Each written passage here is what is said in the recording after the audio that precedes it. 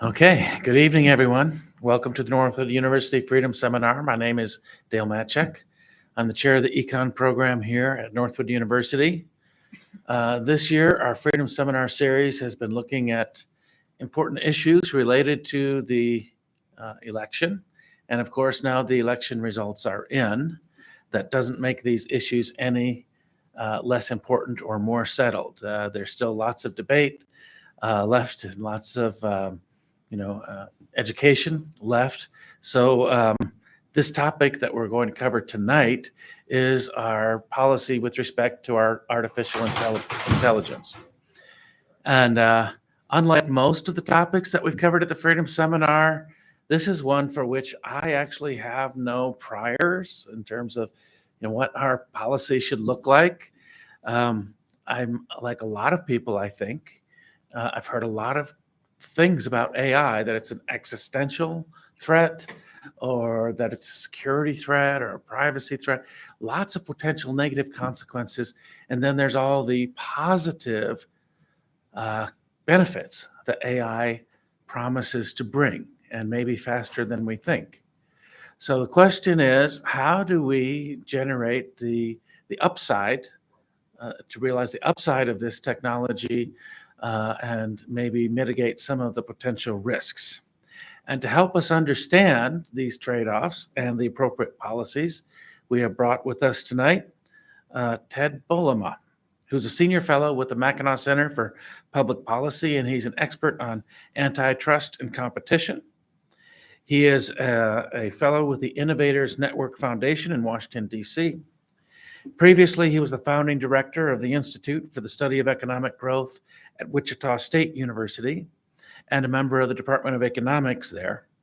He also served as a principal economics consultant with the Anderson Economic Group and as a professor of finance and business law at Central Michigan University. Mr. Bolema worked as an attorney with Weil, Gottschall, and Mange in New York with the Antitrust Division of the U.S. Department of Justice, as an advisor to the Office of Policy, Planning, and Analysis in the U.S. Department of Energy. And he received his PhD in economics from Michigan State University and his JD from the University of Michigan Law School. He's a graduate of Hope College in Holland, Michigan, and he earned his BA in math and economics and has been cited on regulatory law and economics topics in numerous publications, including the Washington Post, Chicago Tribune, Detroit News, Political, and Los Angeles Business Journal, among many others. So please welcome Ted Bolema.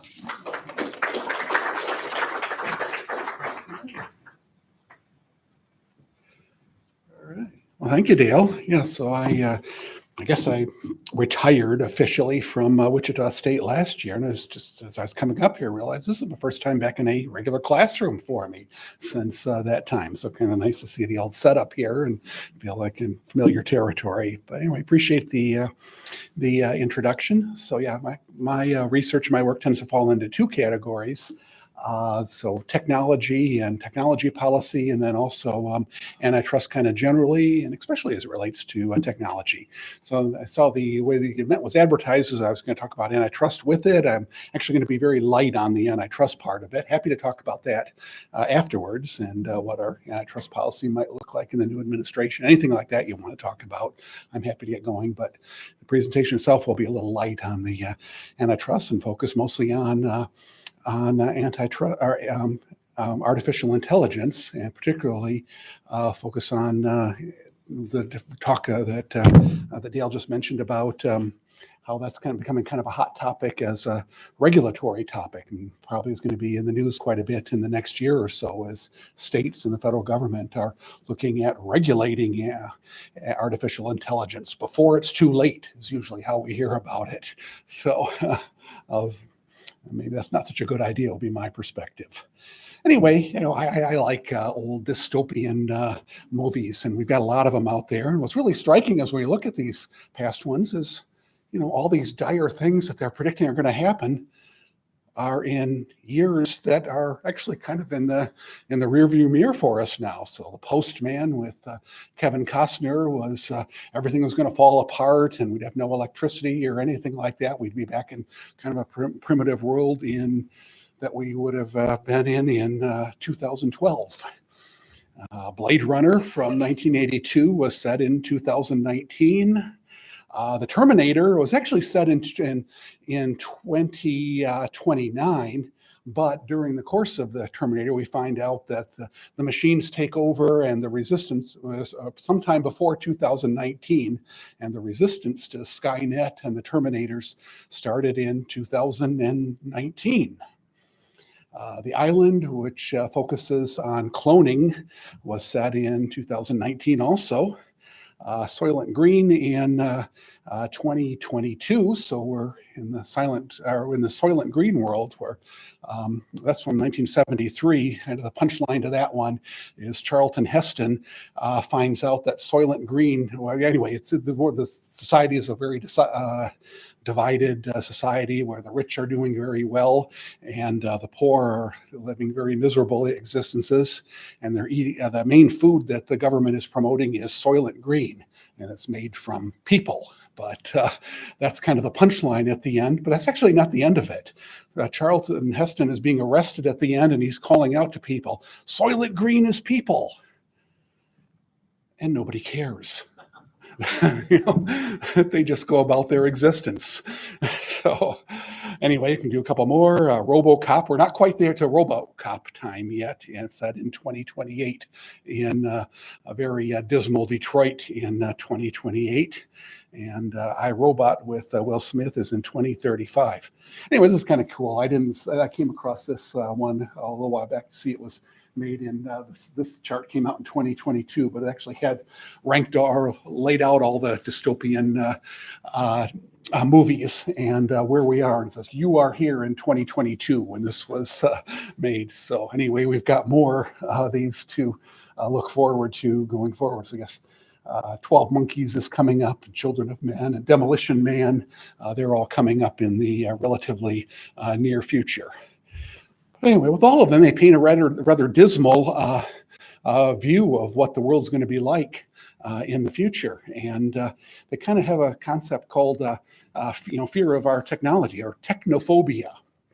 In fact, it's actually a recognized thing to be concerned about. So, as Lisa Fritcher wrote about this last year, technophobia, or the fear of technology, is the intense fear or dislike of advanced technology or complex devices, especially computers.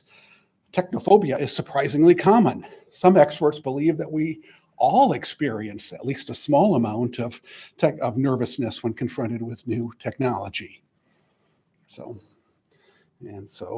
Then actually it's in the Diagnosis and Statistical Manual of Mental Disorders describes technophobia as the abnormal anxiety or fear related to the effects of technology. And so there's various subcategories of technophobia too. So I guess the question is, to what extent does technophobia drive how we look at artificial intelligence and artificial intelligence policy?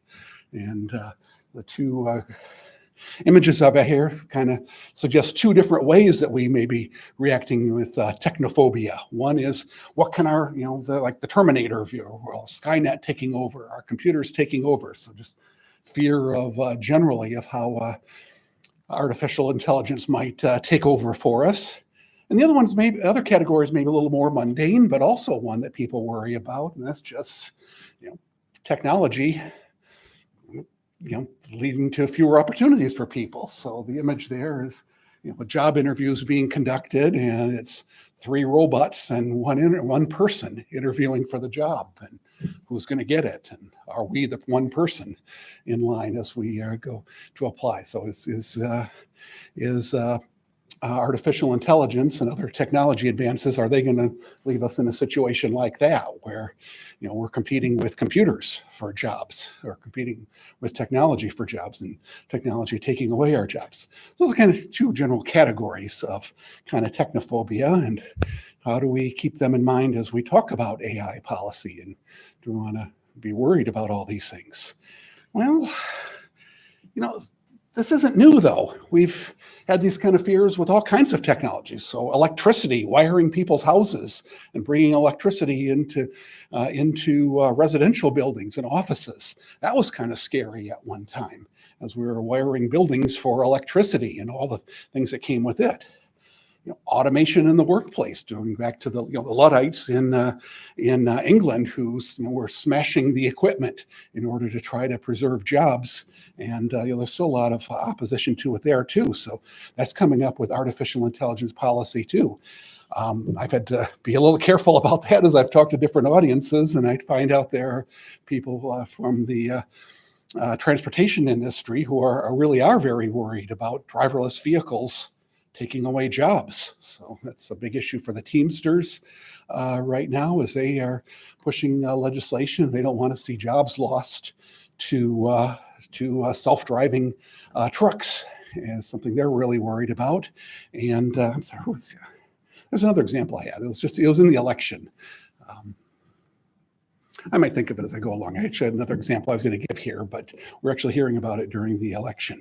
I know e-commerce is another one, as it's driving out all the mom and pop stores out of existence. Well, gone pretty far down that road actually already with e-commerce over the last 25 years.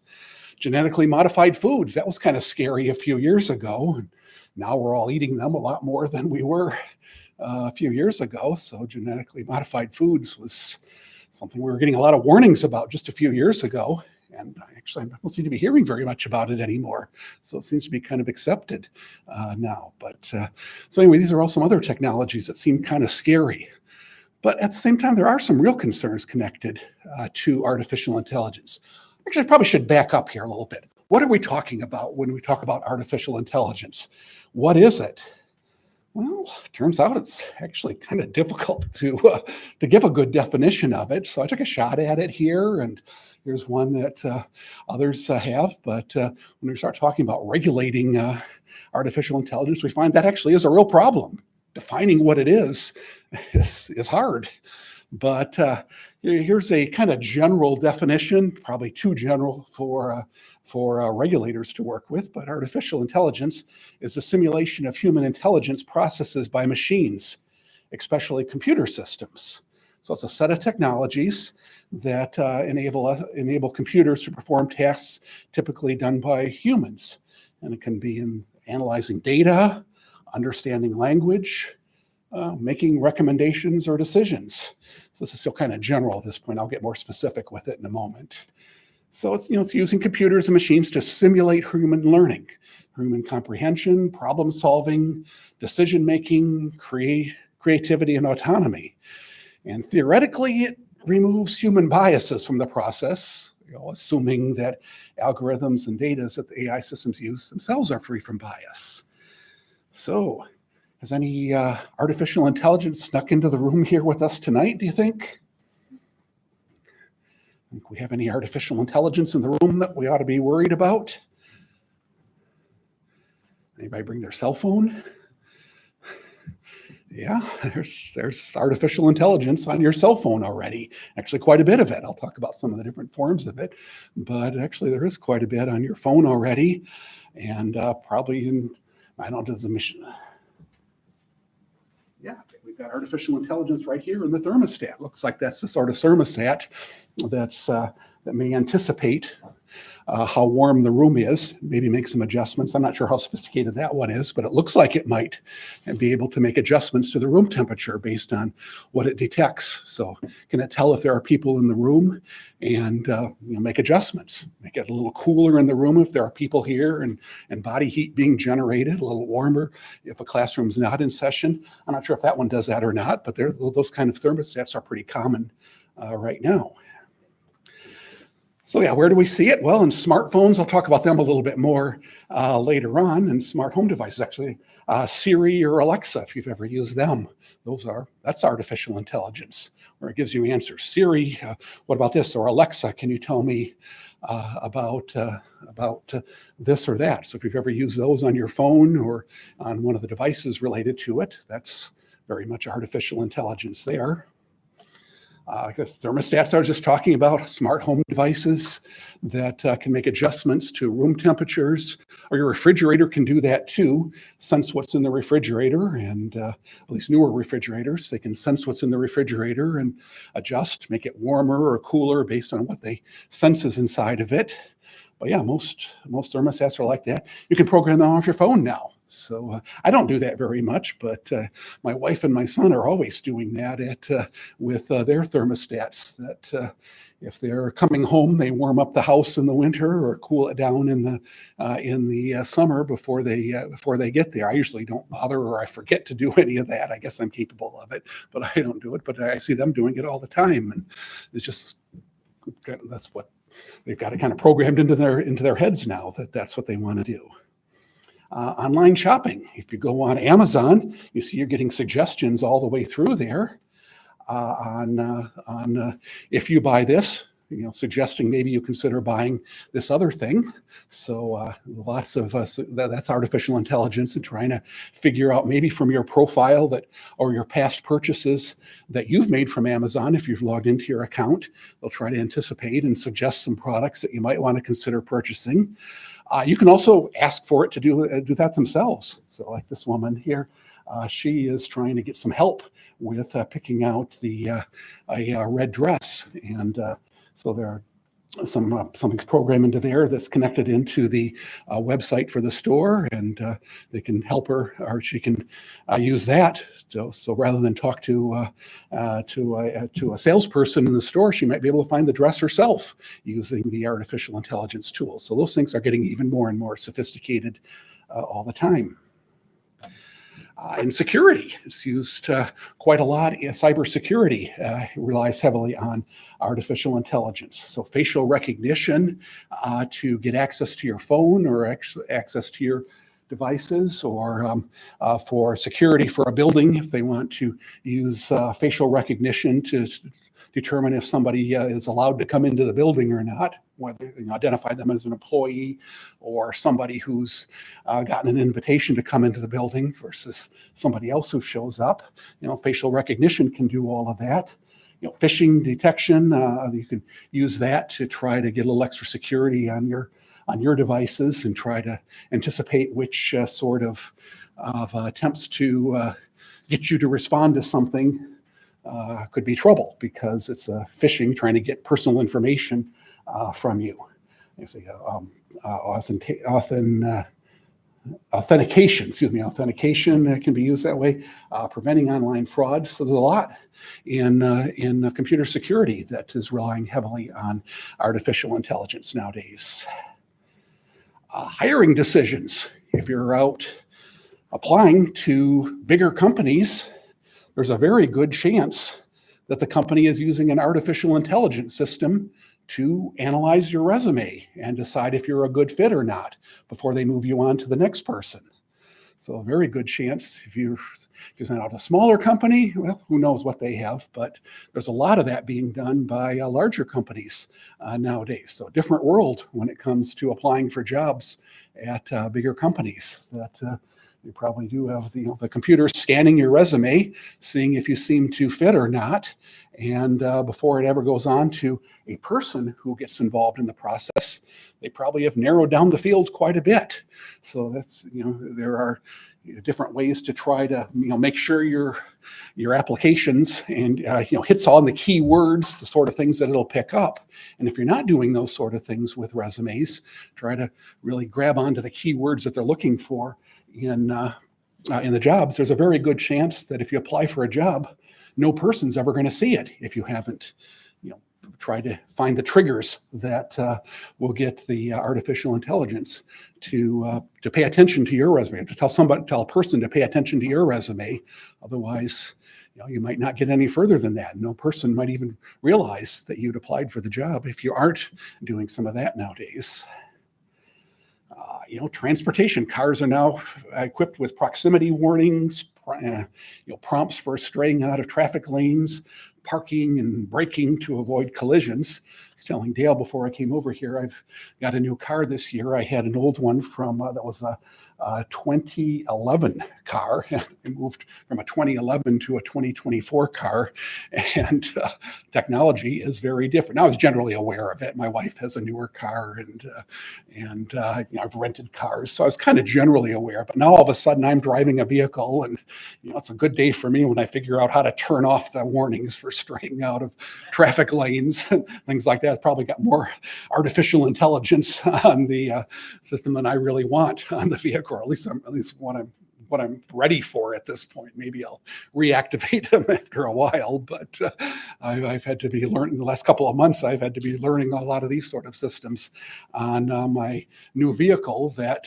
isn't anything special as cars go, but it's got a lot of artificial intelligence on it that I'm not used to on cars. Driverless vehicles, we've been hearing about them for a long time. So I remember a decade ago, I was hearing, we're probably only about 5 years away. And now if you talk to people, they'll say, yeah, we're about 5 years away. So I guess we'll see when we finally get around to true driverless vehicles. But anyway, that's coming. We're talking about having taxi services in big cities that will be driverless. So you hop in the taxi and you've probably entered into your app on your phone where you want to go, and you hop in, and it takes you to your destination with no driver. I mean, that's fairly close. Where this could really make a big difference is going to be in the supply chain before too long. So getting trucks that can that don't need a driver. So right now we've got all these regulations of truck drivers. They can only go a certain number of hours and certain number of miles in a day. And that can be, my son is a logistics planner, so he's got to know all the different rules on that, how far the drivers can drive. And if something goes wrong, they may have to stop in a motel for the night or make some changes like that. And he's got to arrange things like that for them because they're human. And we've got all these basically labor regulations on how long drivers can drive so that they don't drive too much in a day and get too tired and be dangerous out there. Well, none of that will apply when we have driverless vehicles. So you can imagine that. You load up the truck at the distribution center, and off it goes, and without stopping or only stopping for gas as it heads over to the store where it's going to be sold. So I'll save a lot of labor, really lower costs. Whereas truck drivers aren't very happy about this because of the implications for them. So that's one of the trade-offs that we're running into there. There's something else you've got on your cell phone, your navigation apps. Those are, that's artificial intelligence, figuring out what routes for you to take, what's the best route. And, you can program in to avoid tolls or, avoid certain types of roads. And things like that you can program into what you want from your mapping program, and it'll get you there. And then our rideshare apps also. Uber and Lyft, they pair up riders with drivers, figure out prices. They're pretty sophisticated artificial intelligence in and of themselves. So this is all things you've got on your phone right now. Here's a big one: healthcare. Artificial intelligence is going to make a huge difference in healthcare going forward. And assisting doctors to try to interpret things, images, try to make diagnoses, and hopefully try to take the human error out of medicine. So this is really actually kicking in already on that part. A big source of human error with healthcare is if someone's in the hospital, they've got different nurses and different doctors coming in to call on them at different times. That really introduces a lot of potential for human error there. That if somebody doesn't record what medicine they gave correctly, they give the medicine, they don't record it, and then the next nurse comes in and doesn't see anything recorded about what medicine was given, and so they end up giving the patient a double dose, and things like that can cause real problems for patients. So, that's always been a challenge for hospitals, is keeping all of that stuff straight. Well, it's gotten a lot easier for them now because it's all going to be entered into a system that keeps track of all of that. So this is one area where we're already getting some big benefits in terms of just taking some of the human error out of the more routine sort of healthcare that's actually been kind of challenging for hospitals, but now has gotten much easier for them to manage. This is going to make its way into surgery and all kinds of other sort of things before too long too. So it could be some really massive benefits. In fact, I'm sure this is an area where we will have rather massive benefits from artificial intelligence going forward. I mentioned the supply chain a little bit already, but this is a big one too, where AI can propose floor layouts for warehouses to try to figure out how they can minimize travel time and maximize use of space, reducing cost by doing that, and hopefully getting faster fulfillment times. And by doing that, they can help manufacturers balance inventories, so carry less inventories. Those of us around my age can remember when just-in-time inventory was a big thing at the automakers and other sort of places where they wanted to really try to have the inventory in a warehouse the shortest time possible. Well, that was being done before artificial intelligence. Now it can be done much better, much more efficiently with artificial intelligence assisting that process. So that can lower the cost of our supply chain, and that supply chain adds quite a lot of cost to our products, but less and less all the time as it's getting to be more efficient. And education too, you're probably seeing artificial intelligence being used in chats, adaptive learning sort of functions, things like that are being set up for a lot of classrooms that rely on artificial intelligence. Is that my last? Yep. Okay, that's my last one. So anyway, just all kinds of areas. You could add more. We can go on with different areas where artificial intelligence has some potentially very big benefits for us. But as Dale said, we also hear about the danger side to it as well. I mean, here's just a few of the things that we worry about. Fraud risk. Our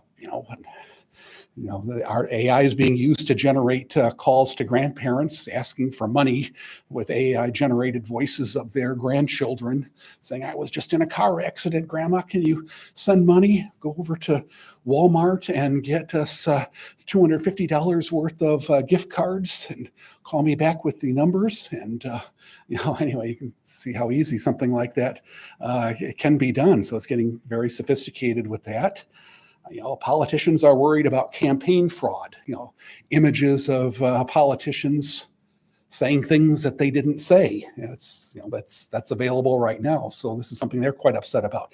Actually, California passed a law on that this year. So Gavin Newsom was the big proponent of it, and it just outlawed artificial intelligence generated images of politicians running for office.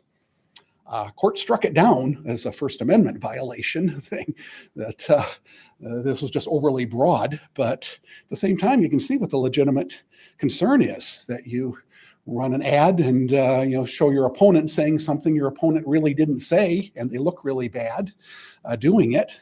That's can cause a lot of harm to our political process. So you can see what the concern is and why that's one that politicians are really jumping at. Actually, I believe Michigan already has a law prohibiting that as well. Identity fraud generally, financial manipulation. Can you commit financial frauds? Can you manipulate stocks and bonds or commodity prices using artificial intelligence? Yeah, so all these things are legitimate concerns that we have with artificial intelligence. Here I'm not even getting to the Terminators taking over from Skynet and some of the really scary things that people talk about sometimes, but even more kind of mundane things like that, like these really are legitimate concerns and something that we do want to be watching out for as we go forward. All right, so earlier I'm going a little or kind of shifting gears for a second. I'll come back to that topic I was just on a moment ago, but I wanted to catch this before I went any further. Does AI really remove human biases or errors? So that's supposedly one of the benefits of it, and I kind of questioned that on a slide earlier, and I guess I'll do that again. Is that accurate that AI removes biases? Well, the assumption is that the data and the AI system themselves are free from bias. So if human biases are not recognized in the programming, It's still there. You all recognize this person, don't you? You don't? Yeah, that's George Washington, as generated by Google Genesis. This was kind of in the news that this was actually early, I think either earlier this year or maybe late last year, something like that. Google's Genesis program was asked to generate an image of General George Washington. And this is what it came up with. How could that happen? Well, I mean, something in the programming somewhere. Probably something very hard to trace in the programming, but something in the program led to that. Do a couple more of these. I'll pick on Google's Genesis one more time with the one on the left. This is an image of doctors in Africa. Now, a couple things kind of jump out there. One, what are they doing? Are they like signing a contract or writing a report? I mean, if I were doing an image of doctors in Africa, I'd probably have them around a patient or something. But okay, so that's one. Well, maybe we could explain that. I guess doctors do sign contracts or write reports or whatever they're doing. What's harder to explain is that one of the doctors is a giraffe. Yeah. So that was from Google's Genesis program. They made one of the doctors into a giraffe. And well, I'm a Protestant, so I don't keep up with the Catholic Church that much. But Dale, or another Catholic here, can you tell us who this person is? Yeah, that's the Pope. Bet you didn't realize the Pope was a 16-year-old girl. This one is from Google's, this one's from Meta's, so Facebook or Meta's program. So the first two that I talked about, the doctors and the giraffe and then the George Washington, those were both from Google in their program. This one's from Meta, so didn't want to just pick on Google here. But how is this stuff happening? Well, it's something is programmed into the artificial intelligence that's making this happen. And it's often very hard to find. Google had to pull Genesis off the market because they were getting so embarrassed by this stuff that was coming out. So, I guess we're not there yet on some of these sort of things. So you can use it for a lot of different things, but weird things do creep in. And there's something called AI hallucinations that basically made up responses known as hallucinations. So one thing is that AI may generate text that produces nonsensical text that seems coherent. This got a lot of attention in the legal world, where there's some artificial intelligence programs out there that I'm not sure they were really advertised as they would write briefs for lawyers, but lawyers started using them to write briefs. And they looked great when they came out, written really well, and they would just make these great arguments, and the lawyers would look at it and say, "This is fantastic. I couldn't have done this well." So they go and file it. Next thing they know, they're called into the judge's chambers with the opposing counsel, and the opposing counsel says, "You've got 6 citations to legal cases here that don't exist. You made up cases. What are you doing here? You should lose your law license for these kind of misrepresentations of the laws." And so the lawyers were getting a lot of trouble over it, and then they have to say, "Oops. Well, that really wasn't me. That was the artificial intelligence program." And of course, the judge wouldn't be very happy when we got to that point that the attorney is generating a brief with artificial intelligence. I mean, even if that's, first of all, I think the judge is probably rolling his eyes a bit, or her eyes, but even if the judge believes it was generated artificial intelligence, that why didn't you check it afterwards? So this is. Anyway, that would be a hallucination where maybe there's 25 legal citations in the document. 20 of them are just fine and actually, pretty good. And 5 of them just came out of nowhere, that the case doesn't exist. And the ruling is just perfect for the point the lawyer was trying to make. But it's made up. And so, you can't use them for legal briefs like that. like I say, they can see objects that aren't there or misinterpret visual signals. Well, we do that too. We have optical illusions that affect our eyes.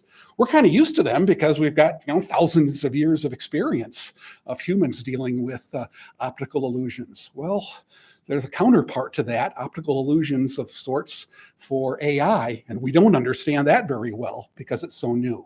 So, they just like our eyes see things that aren't really there in optical illusions. The AI systems see things that aren't there that we don't begin to understand at this point. So that's a big problem too with a lot of the things that's supposed to recognize images in AI. So we really have to watch out for these kind of things. So that's a whole other sort of thing. On the one hand, we worry about how AI can be abused. On the other hand, we've got some real problems with AI still, that some really big bugs that are probably years away from really being solved. So we do have to be aware of all of these sort of things through it. But despite all these benefits, the benefits are really staggering. So here is a chart. We're trying to estimate what the macroeconomic impact of artificial intelligence is. So the yellow is the growth in GDP, or what are we measuring here? Value added. Anyway, some measure of the size of the economy, GDP or whatever. I think it actually isn't GDP, but something same sort of concept is what the yellow is. That would be what our GDP or our size of our economy would be without artificial intelligence. And the blue is with the artificial intelligence. So the gap in between is how much artificial intelligence is contributing to our economy already and going forward. So 2024 is right in the middle there. So we're kind of right in the middle of the chart right now. So it dates back to 2018, where there was a small benefit. Now it's getting somewhat more substantial, but the gap's going to get bigger going forward. So it looks like artificial intelligence is really going to have a strong economic impact. So with all the bad things we're doing to our economy with our policies, this is just another example of our technology policy kind of bailing us out and giving us some extra boost to the economy when we really need it, when we're doing a lot of other things wrong with our economic policy. So it is something we really want to encourage. So moving forward. But, there's lots of calls out there now to regulate artificial intelligence. So here's current Senate Majority Leader Chuck Schumer says we're at a moment of revolution with artificial intelligence. And he says the government needs to act quickly to regulate companies that are developing it to avoid job displacement, misinformation, new age of weaponry, and the risk of being able to manage this new technology altogether. Sounds kind of scary. Eric Geller, who's a kind of well-known technology reporter, so he writes in a lot of popular technology topics, says we need to protect Americans from the many dangers of poorly designed artificial intelligence, including misinformation again, discrimination, and the poisoning of algorithms used in technology like autonomous vehicles. The Democrats' platform this year called for regulation to bridge the gap between the pace of innovation and the development of rules of the road for governing most consequential domains of technology. So the Democrats really called for regulation of AI in their platform for this election cycle. And, service employees, international union, and other unions are pushing for legislation to ban automation or replacement of jobs by AI systems. I remember now where that was. Remember, I got stumped a little while ago where I said this was an issue. It was with the dock strike on the East Coast. And one of the demands was that they don't use artificial intelligence, that the union was demanding as a condition for settlement, that they don't use artificial intelligence to replace jobs. So I'm not sure how it worked out in the final settlement. I don't think they talked about. They dealt with it. But anyway, that was one of the demands that the union was making with that dock strike that we had for a few days this summer. That could have been pretty devastating if it went on for a while, but it only went on for a few days and didn't really notice it too much. Okay, so what is our policy toward AI? What should we make as our policy as we go forward? Well, I say the preliminary question is, do we need any new laws specific to AI? Or are existing laws adequate? Unfortunately, I don't think this question is asked nearly often enough. It's said, oh no, AI is scary and we need to go regulate it. Well, why? I mean, okay, it can be used for frauds. Well, we have other laws. Again, actually got a whole list of things here. Here's a whole bunch of laws that we have. Fraud and consumer protection. If we're worried about AI being used to commit frauds or confuse consumers, we've already got laws about fraud and consumer protection. AI isn't exempt from it. So if it's being used for them, are the laws we have right now enough? Data privacy. Yeah, okay, AI raises a lot of data privacy concerns, but we have data privacy laws at the state level and especially at the federal level. So the U.S. Federal Trade Commission is very active on data privacy. Actually, one of the areas where they do a good job. I'm kind of critical of them on antitrust policy, but they've actually been pretty good on data privacy. Copyright and other intellectual property. So if we're worried about images being abused or basically stolen from people, we do still have our copyright laws, other intellectual property, a whole bunch of other areas, trademarks, all kinds of other areas of intellectual property like that. They apply to defamation. So Gavin Newsom's bill saying that you can't use artificial intelligence to generate images of candidates during the campaign. Well, even without a specific law for it, we already had our defamation, slander, and libel laws.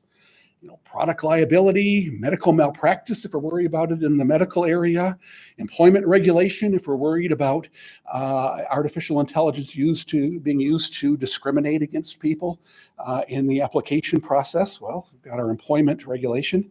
And if we're worried about stocks and bonds and commodity prices being manipulated using artificial intelligence, well, we've got securities regulation. So, as a preliminary question, is this enough? Now, I don't know. I don't know if it's enough or not, but let's start here and see if it is, would be my suggestion. So far, everything I'm hearing about artificial intelligence, the things we're worried about, may well be addressed adequately with the laws that we have. So maybe even if we say all these concerns about AI are legitimate, maybe the laws we have right now are sufficient. I don't know. Maybe there aren't. But before we rush in and put new regulations on, let's find out if what we've got already is good enough. However, that's not the approach the government is taking, of course. So a year ago, the Biden executive order on AI was issued. It's mostly kind of vague and talks about some of the concerns, but there's a strong assumption going through it that the government needs to move forward with regulation. So it isn't very specific about what regulation, but the tone all the way through it is we need regulation of artificial intelligence before it's too late. It does touch on a bunch of leftist agendas that might be advanced through AI regulations. So it talks about discrimination and disparate impacts and a lot of things that you usually hear more from the liberal side of the aisle.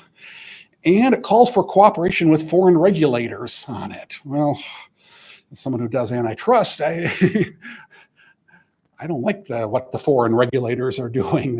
When it comes to tech policy, a lot of countries, particularly Europe, a lot of their technology policy seems to be aimed at hurting U.S. companies so that their companies can compete in the market. So it seems very protectionist.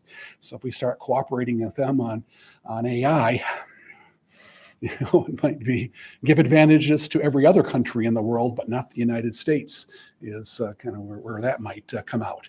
Anyway, President Trump did say during the campaign he's going to repeal this executive order. So, I put the slide together before the election, but still, you can kind of see the mindset out there, and it's not clear what President Trump is going to do. Probably, I'll probably be less bothered by what he's going to do, but who knows? As when we see it, states are going forward too. There's something like 300 laws being proposed at the state level right now, or were proposed last year. So I think we're going to hear a lot about this next year in the state legislative sessions. just so it's really hard to summarize them all. Here's kind of a few concerns I have kind of generally about them.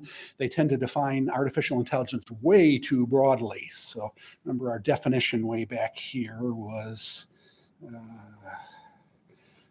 simulation of human intelligence processes by machines, especially computer systems. Well, when you look at some of the definitions, almost anything that does that qualifies, like basic calculators, the kind of calculators that are around for 50 years. That doesn't really seem like artificial intelligence to us, but when you read the proposed statutes, if you ask me, would a basic calculator that adds, subtracts, multiplies and divides and does percentages and not a whole lot more than that, is that artificial intelligence? Yeah, probably under a lot of the laws. So that's a concern, just how broad it really is. It takes us toward a permission system, getting government approvals to go forward. Well, that's going to really slow things down with artificial intelligence if we start creating approval processes for artificial intelligence for companies to go forward. So, Adam Thierer, who's a technology writer who I follow quite a bit, has a book called Permissionless Innovation, which basically says we need to really be aiming toward policies toward technology as much as we can that are permissionless versus permission ones, because the permission system just slows things way down, and with massive costs and maybe redirecting a lot of the innovative activity to other countries, a lot of problems with that kind of system.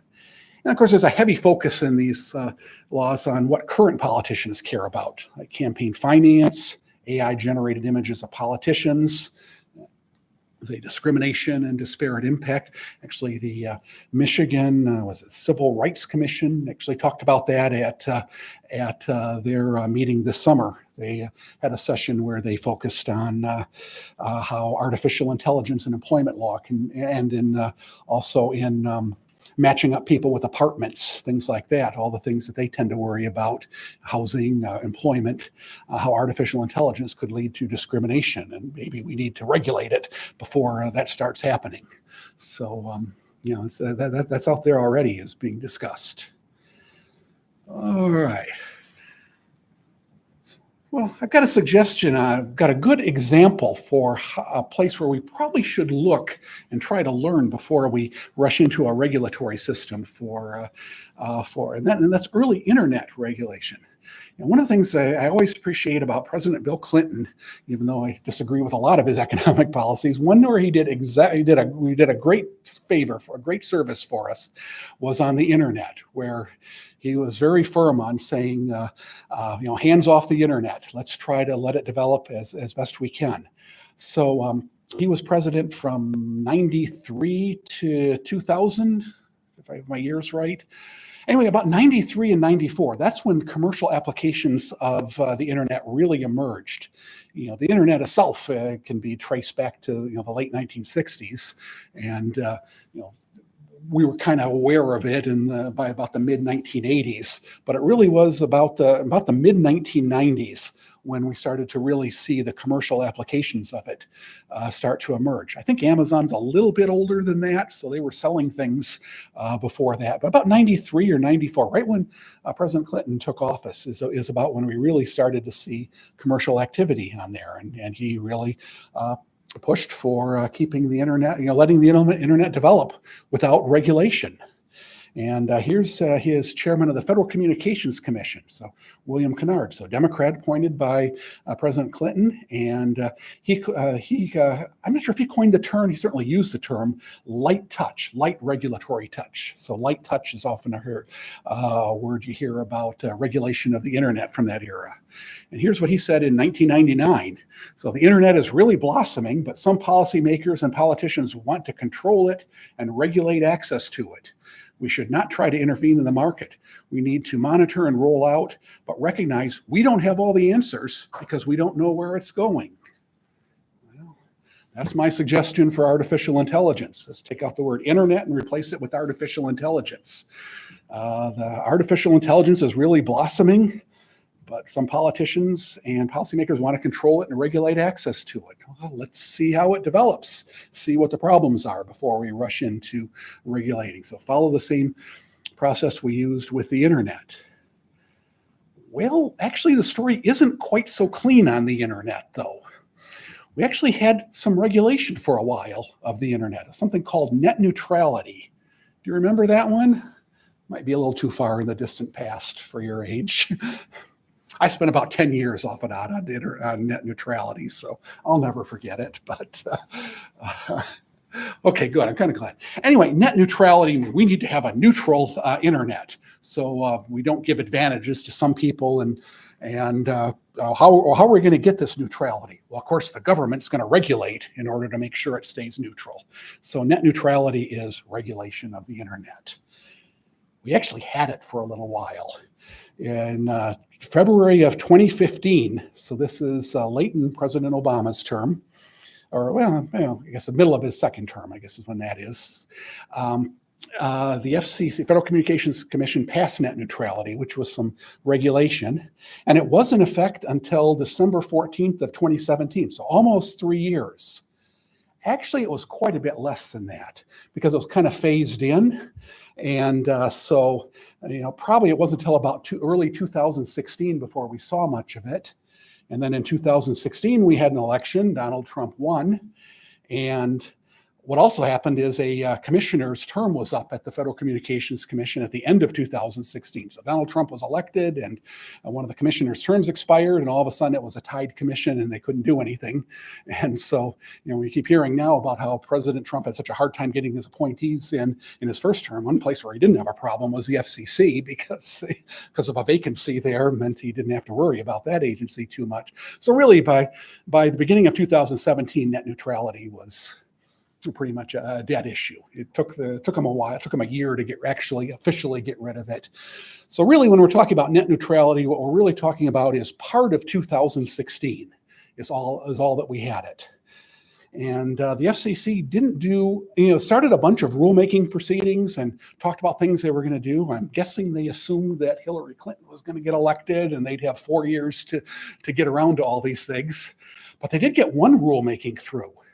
And I think that's illustrative of how net neutrality and potentially artificial intelligence policy could work. What they did is they outlawed zero-rated internet plans. Any idea what that is? I don't think they exist anymore, actually. I'm not sure they do. I think technology's moved along far enough that they probably aren't even out there anymore. Zero-rated, it sounds bad, doesn't it? Zero-rated. I mean, consumers gave you a 0 rating. You must be pretty bad to get a 0 rating. Actually, that's nothing. This is bureaucrat talk. It's internet providers getting free access to certain applications on the internet. So basically internet service providers giving away their product is kind of what it is. So you could get certain things. Some music streaming was available with it. Wikipedia was something that got a 0 rating. And so the big thing is it didn't count against data caps. That's why I don't think they're around anymore, because data caps really aren't an issue so much. But a decade ago, that was actually a real concern with your phone plan, is that if people use too much data, there wasn't enough capacity for the system to handle it all. Now they do have enough capacity, and so pretty much everybody gets unlimited access now. So it's really not a concern anymore. No real reason to have a 0 rated plan any longer. But basically, internet service providers were giving away access to certain apps on the internet. It didn't count against your data caps. You didn't have to pay to get to it. They're basically giving away their product. And the FCC said, this is terrible. You can't do that. First of all, you're discriminating. We want net neutrality. And if something is free and other things aren't, well, that's discriminating. And the government isn't the one deciding whether that's good discrimination or bad discrimination. It's companies doing it. So therefore, it must be a bad thing. And then a couple other objections to it as well. But basically, they weren't controlling it. Well, I went into Myers yesterday, and I happened to notice that they had a few stats up on their board as I walked in. I saw that they go how much waste they recycled, a couple things like that. And another one was how many pounds of food they gave away in the last year. Oh, interesting. Does that sound like a good thing? Or when you hear that, do you react by saying, this is terrible? Some people are getting free food and others aren't. And the government isn't deciding who gets the free food and who doesn't. Does anybody react that way? Well, okay, good. So nobody here can apply for a job at the FCC then. They don't want you.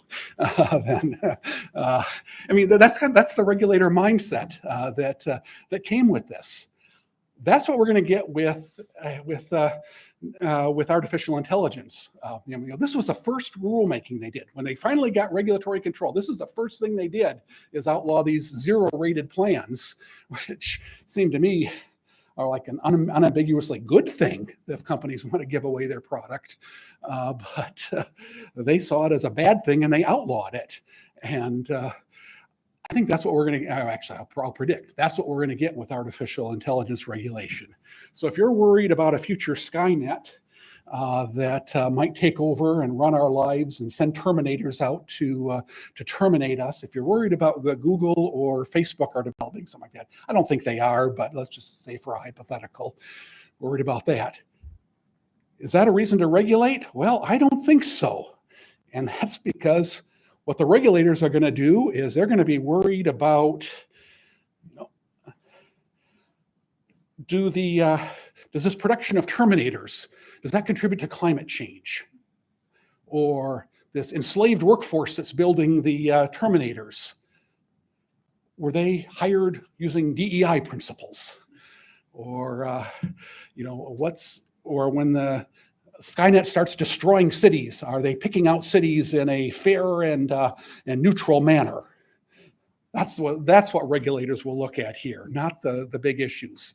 So if you're looking for AI regulation to really solve the things that seem kind of scary about possible AI. First of all, I don't think it's all that scary. But second, I just don't think they're going to be very helpful, even if you're worried about that. So, I think the best thing we can do is just be diligent, watch it ourselves, kind of trust the political process, and if real problems come up, be very outspoken about them if these sort of things happen.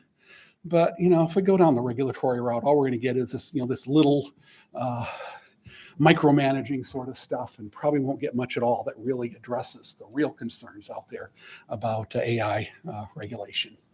So anyway, I'll finish on that kind of negative note. I think the market approach, or actually, we'll put it more positively. I sounded kind of negative there.